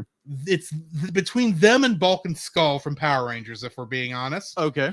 At least as far as I'm concerned. Okay. But yeah, Yzma and Crunk are honestly the funniest villain duo, if you even want to call Crunk a villain, for the entire movie. Villain henchman setup for like almost all time, I would say. So yeah, Yzma and Crunk is my second like. All right. Yeah. Along those same veins, my third is definitely Crunk and Yzma. Definitely, I'm stealing yours because it's just so good, and they're comedy gold. Like every scene they're in, they're stealing it. Hook, line, and sinker. They like the fact to be like they overpower like even our main characters. Yeah, how they should have won, if we're being honest. Exactly. But this is this is Kuzco's movie, but the power of comedy. Yeah. The power of comedy, exactly. Like all those scenes you described are gold. Mm-hmm. They're gold. They're classic. Oh, I forgot the best one. Which one? It's nighttime. You see Yzma's big, huge tent on the left. Oh my gosh, that scene. And Crunk laying on the floor with that one small tent covering his legs, we'll say. Yeah. And it's zooming in, and Crunk sits up and goes, "That peasant. He didn't pay his check," and he falls back asleep. Yes. Like, okay, is that it? And then it goes right back and says, "Wait, that's the peasant who I dropped." And says, "Oh, that's Pacha. If we go to Pacha's house, we'll be able to get Kuzco." Oh yeah, it's all coming together. And he opens Yzma and goes, "Yzma," and she goes, "What?" And she's of course got the green makeup mask on and the cucumbers over her eyes. And they fall off. It's like, this had better be good. Sorry, I had to hit on this. No, I also love how her tent is bigger than the backpack she was being carried in by Crunk earlier. Agreed. The fact that Yzma is voiced by Eartha Kitt. And it's like when I learned that, I was like, oh my gosh. I was like, what? This is crazy. And then Warburg plays Patrick Warburton. Patrick Warburg plays Crunk. This was the first movie I'd seen with Patrick Warburton. Yes, same here. I was like, whoa, wait a minute, this is really cool. But And yes, he composed that entire humming thing he was doing. yes. And they Disney legal forced him to sign all the rights away. It's like that's the stupidest thing I've ever heard. But anyway, It's Sorry. Disney. They have to have all their it's fair. It's just if I don't hear if there's ever a Kingdom Hearts level based on this movie, which good night, I would pay money for any Kingdom Hearts game, but of course. I would really love to see this one. It's like because you could actually make this would actually make a good Kingdom Hearts level, in my opinion. Yeah. But more on that at another time. Yeah. I better hear that. Better be how the level starts is Crunk getting Cusco out of the temple and doing that hum. I don't remember the thing. Yeah. Because he's just making it up as he goes along. It's like, wait, he's doing a theme song? Yes, he's got his own theme song. Oh, I'm so glad I was asleep for this part. Yeah. But yeah, it's a Crunk and Yzma as this comedy villain duo. And it's like, yeah, I would definitely agree that wow, you can definitely tell I'm tired. Our villains are probably like they steal the show, and it's just amazing that this movie it's not forgotten, but it's more it's the 2000 aughts movies that people are just kind of like, it's not forgotten, it's just not remembered. yeah, it's not remembered as well, but now it's kind of like a resurgence. Yes, because I have a lot of people to be like, have you watched Treasure Planet yet? Oh, that might be next year. Mm-hmm. We haven't really planned out next year yet. In fact, we haven't planned out October yet. We're working on it. November's set. I've got all 4 of those movies right up here. Mm-hmm. But or December or January. But anyway, we'll probably Yeah. do Treasure Planet sometime next year. Either way, yeah, it's the villains. I just love the villains in this movie. It's great. And then she gets turned into a cat. Yes. It's just like, okay, that's just I win. Poosh. wait. What? Either way. Is that my voice? Is that my voice? Oh well. All right, so that is my number 3. So going into dislikes. No, I still have my 3. Oh, My third like. 'Cause you went Oh. first, remember? My third like. Pacha's family. right. Topo, Tipo, and Chaka. Is that her name? I think Chaka. Anyway, those 3 are if Yzma and Crunk are the comedy duo of the century, they are like runners up because as a comedy group. Mm-hmm. Because you got one of my favorite scenes, of course, is when Tipo wakes up in the middle of the night from a nightmare, Mm-hmm. and the mom comes over and says, "Did you have a nightmare, sweetie? What's wrong?" Says, and then he describes the last scene. Mm-hmm. And it's like, okay, that's funny and all. Okay, so it's cool. And then the sister comes and says, "Well, in my dream, Daddy had to French kiss a llama." It's like, oh, like that would ever happen? It could. Nuh-uh. Yeah. Night, Mom. That is funny. Yes, it is. And then, of course, the coup de grace is when Yzma and Crunk get involved. Oh with my them. gosh. Tarred and feather scene. That was Oh, great. that whole scene where Uh-huh. they're locked in the closet. locked in the closet from the start. They're locked in the closet until Yzma is a pinata down the hill. It's like, oh, there's the tar, there's the feathers, there's the ramp, Yeah. and are There's you ready, the- children? And go. It's like, she's an 80-year-old woman. You are killing her, and I don't care. Oh. Right. And then you've got Crunk dealing with for the most persons. All right, here's my version of the double dutch. When I give the signal, we all switch places. Crunk, now's the time. All righty. Zoink. Oh my 99 monkeys jumping on the bed. One fell off and broke his head. Uh-huh. And I didn't even bring up Bucky, The squirrel. the squirrel. The squirrel. Anyway, I'm not going to get into Bucky, but Bucky's funny too. Yeah, agreed. But yeah, this is those. I have to include these ones because they are the moments that I will remember when I've forgotten the rest of the movie. Agreed. Because they're hilarious. They're great sight gags. It's this kind of stuff I would love to see more often in some movies. Don't get me wrong. I love the big sweeping stuff we got in the 90s and some of the stuff we get nowadays.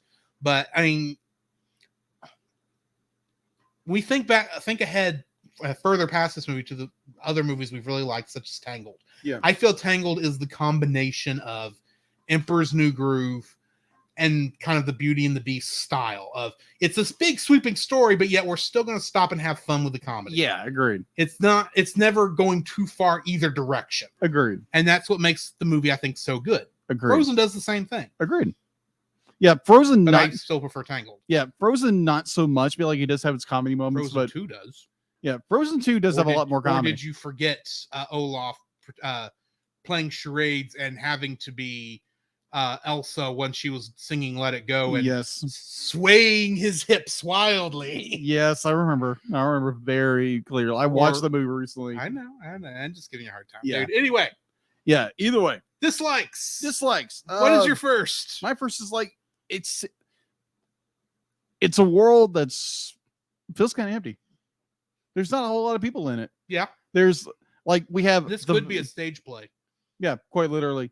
Like yeah, you have the village, which you don't see anybody except for the family until the very end. Mm-hmm. You have the emperor's palace, use Kukul's Palace, and they're like, yeah, you see that one dude You see and that one dude, and you see all these guards, but the guards are copy paste. yeah, that's it. There's no like originality anywhere. Like be like it's a large world that's very void of characters, Mhm. except for our main characters. That's it. And everybody else is like copy paste, generic character in the background. So it's a great world building, but there's no one in it Mhm. except for just like the characters we're interested in. There's no little like except for the squirrel, of course. Yes. And that's the weird thing because like the idea that the typical Disney princess could talk to animals, and, Yes, and Krunk it's Krunk. could talk to animals. I just found that kind of hilarious. I'm not going there. Yeah, no. I can see where your brain's Yes. going. It's like no, Is Krunk best Disney princess? no. Nope, he's not because he's not a princess. No. Anyway, He's not a prince either. no. Oh, he could be. He Could found a princess. yeah. But anyway, Either way, what's your number one? my Dislike. number one dislike. Cusco is a villain for too long in this movie.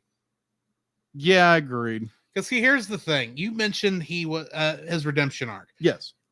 I'm gonna get to more of what's I have against his redemption arc later on. Okay. But the fact of the matter is, he's a hated character for too long in this movie. Yes, when you have a redemption story, you need to have the main character be a total jerk, Yeah. for the nicest word I can use in this moment. Mm-hmm. You need him to at least start off that way so that he can grow to being the hero he's supposed to be. Right. But here he all the way until the diner scene, he is just a villain. He is as much a villain as Yzma, to the point where you're wondering who is actually the villain here. Is Yzma actually the good guy for getting rid of the guy who's not running the kingdom very well? Yeah. I mean, she could be an old princess, but she could technically fill the role. I mean, she has technically the queen for a while, Right. or empress, I guess technically. Yeah. Empress. But queen role. Yeah. So maybe this is all for the better, especially if this goes where he's going to have to learn to be a llama for the rest of his life, Yeah. which is not where it went. But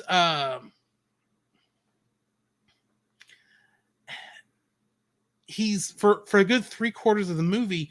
Yeah, you're rooting for Pacha as the hero, not because he's a good guy, even though he is. It's because he's the only good guy That's true for For- most of the film. for Yeah. 2/3 of the movie. Yeah. Krunk is a villain only because he's working for the bad guy, Yeah. but for the most part, he's meant as a joke character anyway, so that's not really a problem. We are supposed to, when Cusco becomes switches that becomes the hero at the end, we're supposed to feel as if he earned it through everything he went through and everything he learned. And honestly, we're gonna get more to this in a minute. My second dislike, I don't think he did. Okay. I think the transition is a little unearned. But anyway, what's your second dislike? I would agree with you in some ways. That, like, yeah, he does change a little bit, like a very little bit. Like, I mean, like he values. He has a radical change by the end of the movie. Yeah, but he has so very little change from the point of the beginning of the movie until he hears Yzma and Krunk at the diner. Yeah. And so very little change. Yeah, that's true, but it's a change that's needed for the character. Mm-hmm. I wouldn't say that his redemption arc wasn't a like a full redemption, because there again, I haven't seen Krunk's New Groove. I haven't either. So I have no idea how this character plays out in that movie. He could be the exact same character he was in the very beginning. But either way, yeah, I agree to disagree with that point, but I just don't feel he makes enough change before he learns that Yzma and Krunk are actually out to kill him. I agree with that. No, that's just my opinion there. Yeah. Anyway, what's your opinion is very valid. What's your second dislike? My second dislike is, if I can get the pad to come up. All right. Oh, I was confusing my dislikes. I'll go ahead and touch on the end of the problem I had with Kuzco, because I looked at it again and realized, what I thought was a second dislike is actually part of my first. Okay. Go ahead. Like I said, he turns too quickly. Mm-hmm. Like I said, I think it's unearned because, and it's not just make a slight degree change till he realizes what's going on. It's like literally he is made like he's like moves a degree when he saves Pacha from the falling cliff. Yeah. And then he makes a complete 180 once he realizes how horrible a person he's been. Now, granted, once the person realizes how horrible a person has been, I can see that being a good what's the word? I can't think of the word because I'm tired. But it's a good way, it's a good trigger to cause that big of a change. Yeah. But it feel like it's too big a change because it's like it's a complete 180. The only way that would work is if Kuzco got saved while he was out in the forest. And I don't think the Christian missionaries had made it to South America by that point. Especially not the Incan Empire. No. So I don't think that's what happened. And plus the Incan Empire dissolved before that. Yeah, exactly. So it was more Aztec than anything. Yeah. So I'm just going to go with, it's too much of a change for what Tommy's got. Yeah. And I don't even think the change is earned from a story point of view. Yeah. So your second dislike. Well, my apologies. Yeah, you're fine. If we were to watch Krunk's New Groove and see how Kuzco acts in that, I would definitely see if his redemption or his turnaround was valid, or is it simply like, oh, let's go back to like, very selfish, very, kind of villain-esque character Kuzco was. So it's to be seen if he really did change. Yeah. My second dislike, and you mentioned it earlier, and I was gonna like, what? Really? This is not right at all. Eartha Kitt is not the voice of the cat. I was like, what? Are you kidding me? That could not have been on your dislike list before we started. No, it wasn't actually. I mean, I had the smallest list, and you're going through it, and it's like, you know what? I don't like that. Let's write that down. So yeah, it's not the best use of a director cameo. No, it's not. It would have been nice if Eartha Kitt would have just kept going with Cat as Kitty Yzma, but she played Catwoman in the 69. We should have at least gotten some in her cat form saying something was like, "This is a perfect." And I'll transform back into my beautiful self. She should have said, but I'll use this to transform into my perfectly beautiful self. That would have been funnier. That would have been so much funnier, especially if it was coming out of her mouth. Yeah, agreed. It was Because I remember when I had seen the DVD version Mhm. and I'd watched the commentary. That's how I knew that was Catwoman from Mhm. early on, because they said, "Oh yeah, the reason we decided to turn her into a cat Because because she was Catwoman. Catwoman."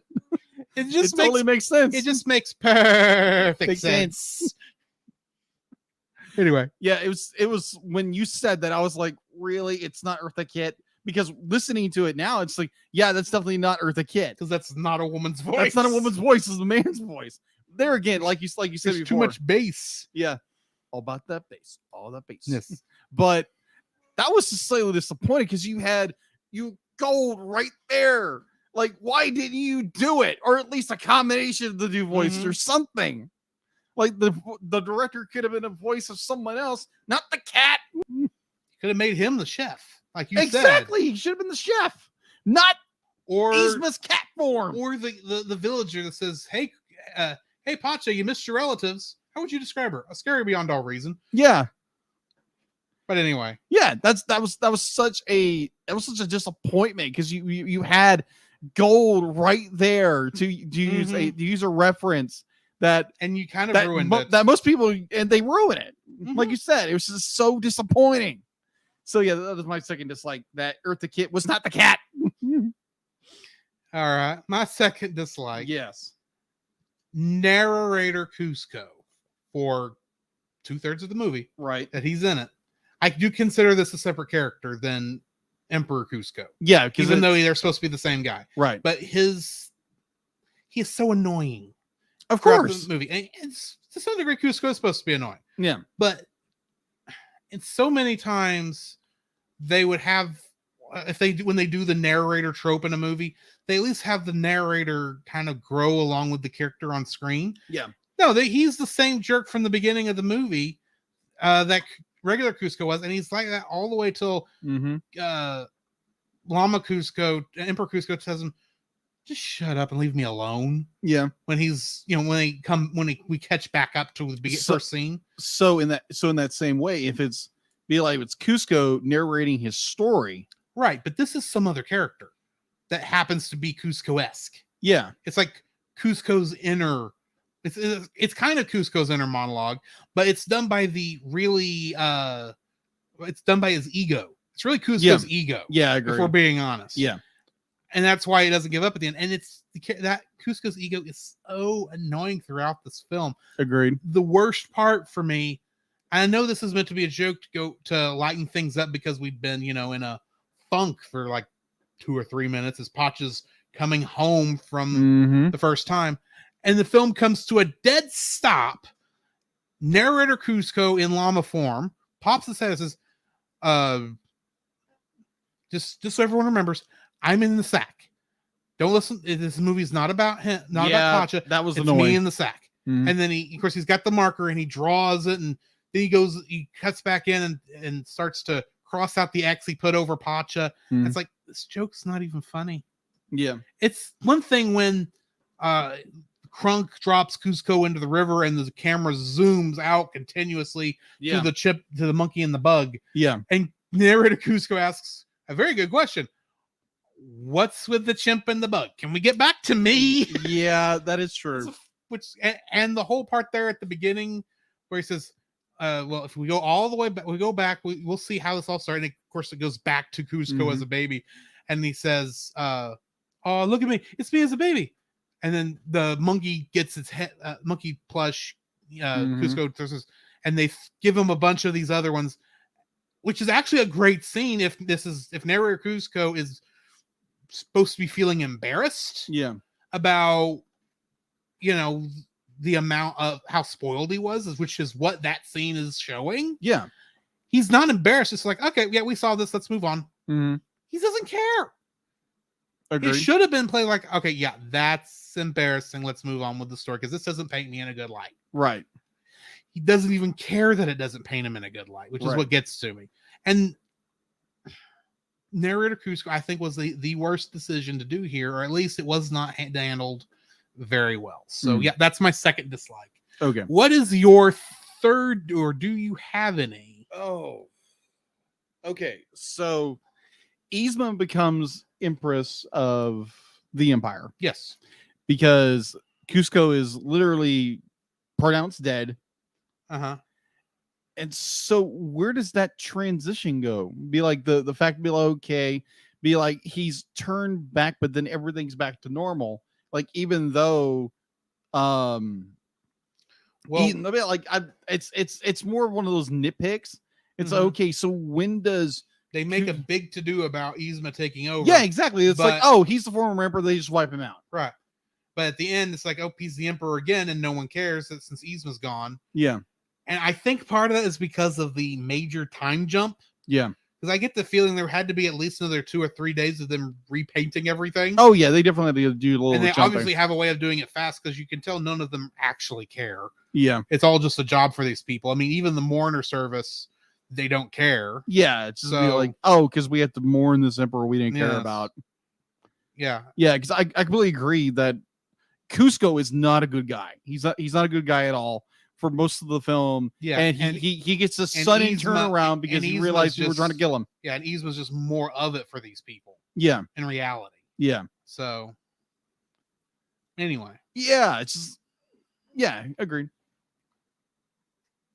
my third dislike. Exactly how far is it between Pacha's hut and the palace? Yeah, that's a 'Cause stretch. You get at least one scene where it shows that Pacha had to go over a mountain. Mm-hmm. Okay. It takes him an evening to get there. But here's the thing, that mountain is, from what we can tell, on the palace side of the rickety bridge. Mm-hmm. But when they're at the rickety bridge on the way back, Pacha says, we're only an hour from the palace. Yeah, So it only takes an hour to go over a mountain apparently. or through a mountain pass. Yeah, And even then, when that out, now it's going to take them 4 days to get to the palace. yeah, And yet they still have enough time after they've, kind of gone over to wherever that diner is. mm-hmm. And then, Cusco feeling sorry for himself once he realizes everyone's trying to kill him. Mm-hmm. But they have still have time to run all the way back to Pacha's house. Yeah, at the top of this mountain. And then on the other side of a mountain, Mm-hmm. over on a hill somewhere that's far enough away you can't see the palace from the hill. Mm-hmm. And then the entire they get back to the palace via montage, if we're being honest. Yeah, pretty And much. it's a very well done montage, especially with the last joke of the montage. But it's like, okay, how far actually is it? Mhm. Is it an hour? Is it 3 hours away? Is it a day away? Is it a 3-week journey? I don't need an actual physical hard number, but I need to get the feeling that it's going to take the same amount of time for Pacha to go from the palace to his house as Mhm. it's going to take for Pacha and Cusco to go back to the palace if they had been able to take a straight trip. Right, And I don't get that feeling. right. So yeah, it seems like the distances here are all rubber, and Yeah. that messes with me. Because to take the example of what I said earlier, where Pacha has unconscious Cusco in his Yeah. cart. And he stays unconscious the entire trip back. Yeah, exactly. And it takes roughly an afternoon to get there. Yes.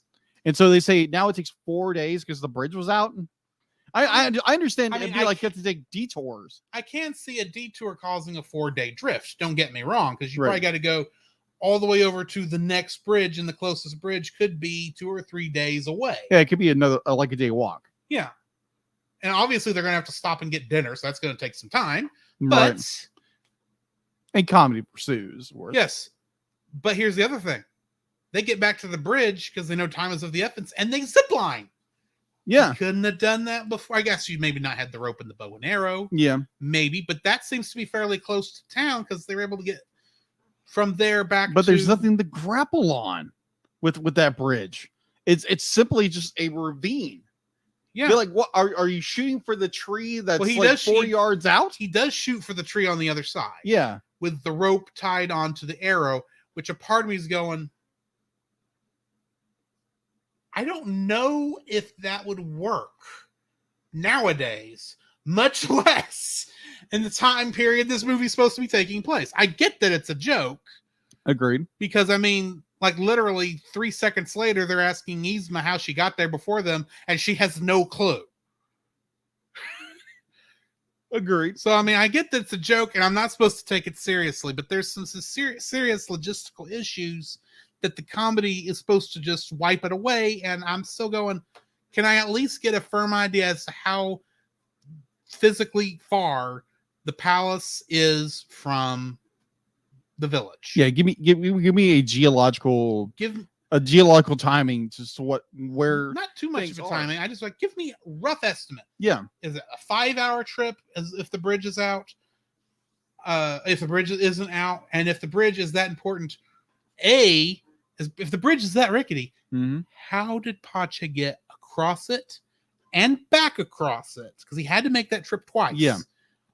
With a llama drawn cart without breaking the bridge. Yeah. If it's that rickety, how Well- did he pull that off? Well, it could be like it's an old bridge. Like the fact to be like it's been crossed over and over and over again. Yeah. So sorry. Plus, especially when he's coming back, he's got bags full of grain and an unconscious llama Yeah. and a walking llama plus him, and he ain't a small guy. No.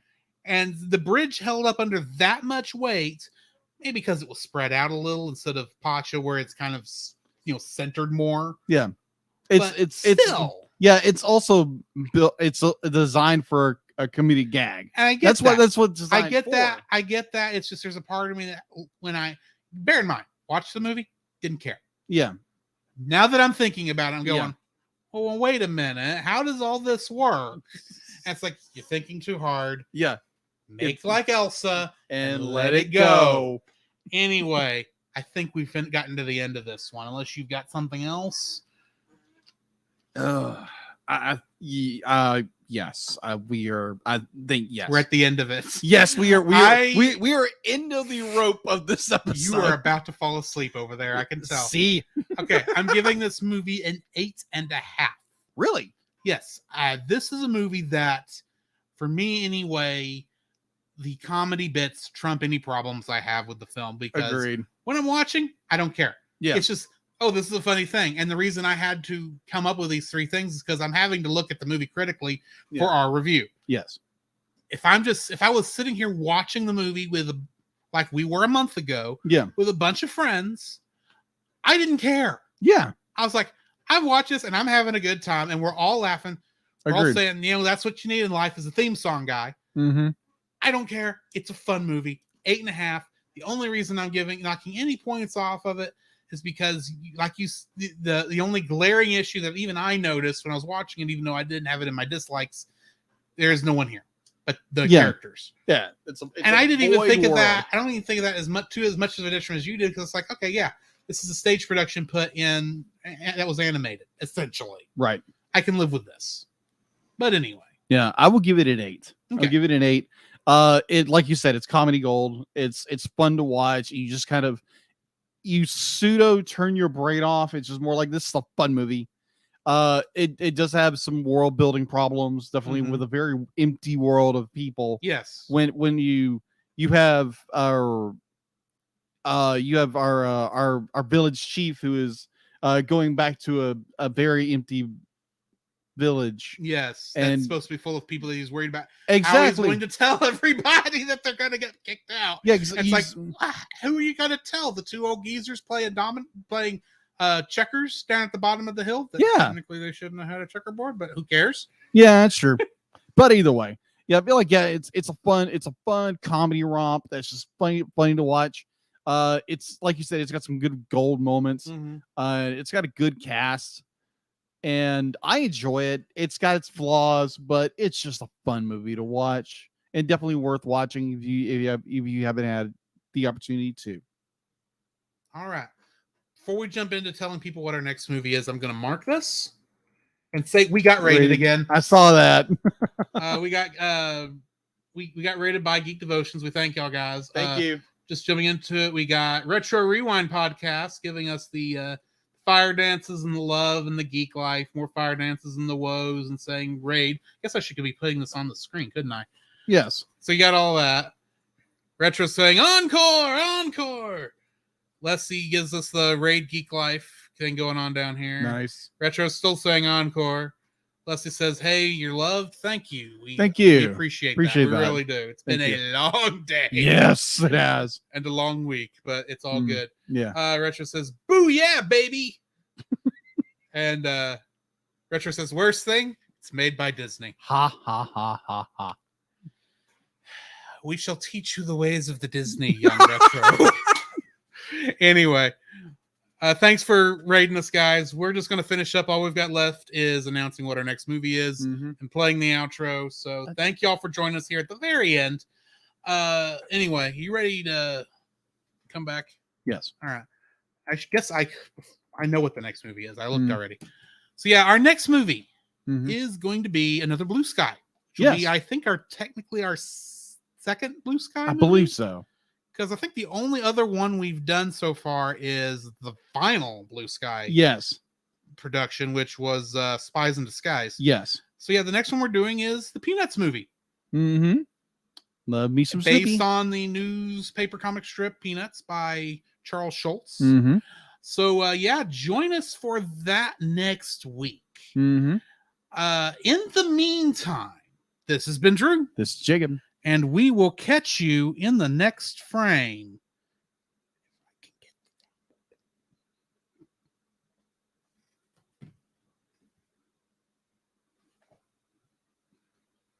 Come, Jacob. We must prepare for next week. Prepare for what, Drew? Same thing we do every week, Jacob. Record a podcast. Oh boy.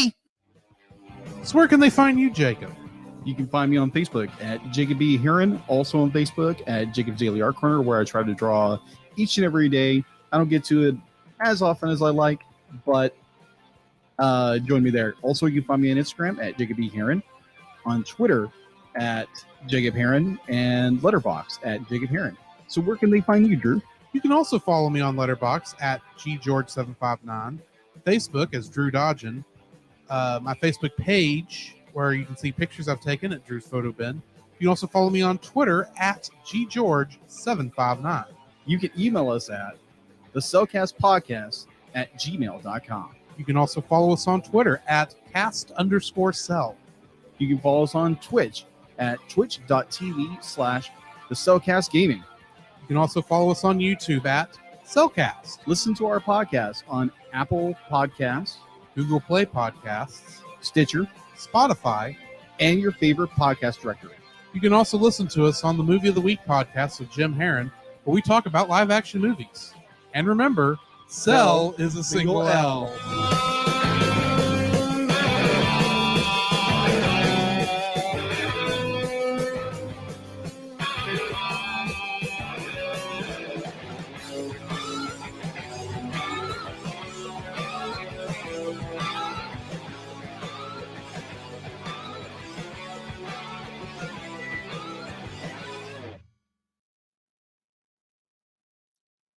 I was going to have a joke here at the end, but I really can't think of anything.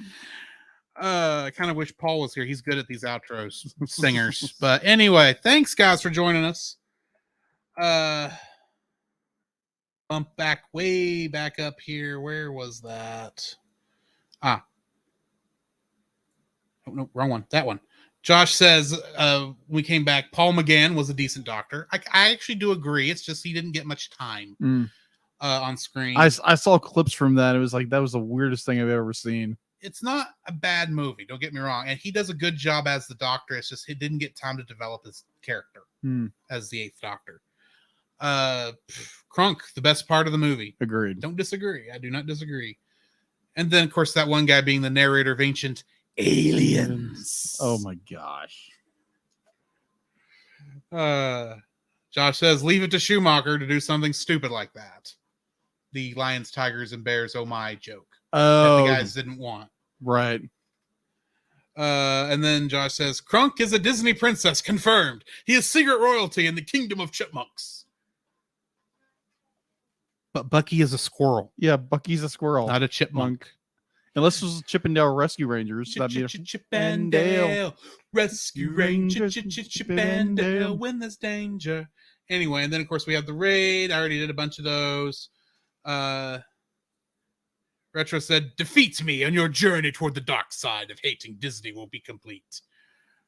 No. No, sorry, Captain. Josh says, Team Smochu, hashtag Team Smochu, to which I then replied, Team Womp for life. Woo! Retro said to Josh, yes. And then he said to me, no.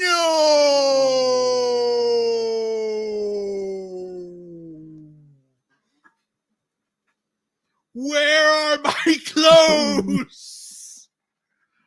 You might try your closet there, Retro. Yeah, just a little bit. Anyway, even though, yeah, technically the Emperor's New Groove has absolutely nothing to do with the Emperor's New Clothes.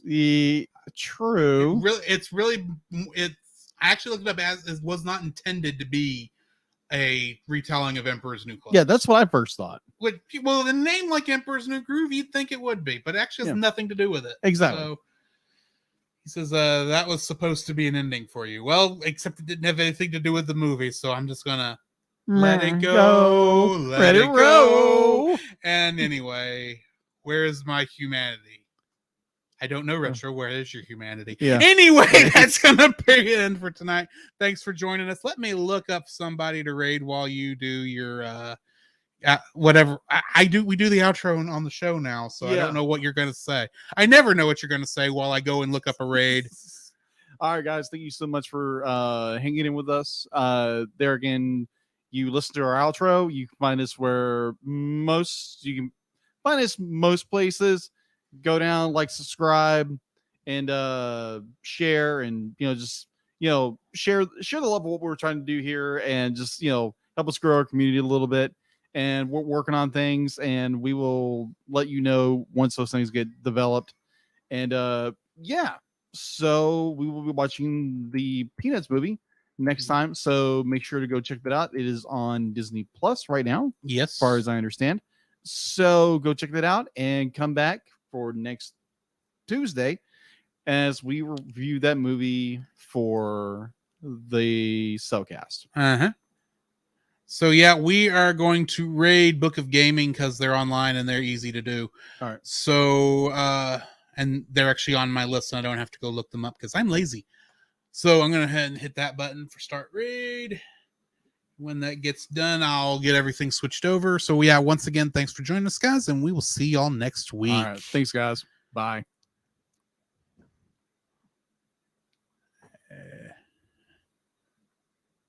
Yep, it went.